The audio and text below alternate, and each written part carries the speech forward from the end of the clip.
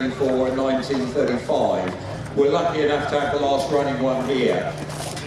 We're taking you back to a period. We all love the idea that Britain in the interwar period, we pushed ahead, late 1920s, the mechanised horse, experiments up on Salisbury Plain. We did fantastic stuff with armour, but the truth was that hit a different picture. We didn't want to spend much money on our military back then, and what money we spent in that period of 1920s and 30s, it went towards the Navy and the Air Force.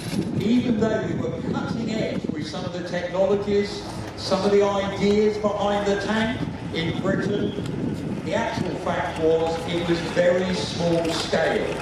So 34 of these tanks are built. We start rearming in 1934. We've got a new guy called Sir Hugh Ellis as Master General of the Ordnance. He's the guy that's going to be ordering all the kit. He was the guy in charge of the tank in the First World War. So Hugh Ellis argues the case that we're going to need three types of tanks. Little light tanks like this Mark IV we've got in front of us, scouting, finding the enemy, perhaps protecting your flanks. We're going to have another type of tank that's at the side there. You can see it's relatively thin in terms of the armour protection, stock bullets, not much else there.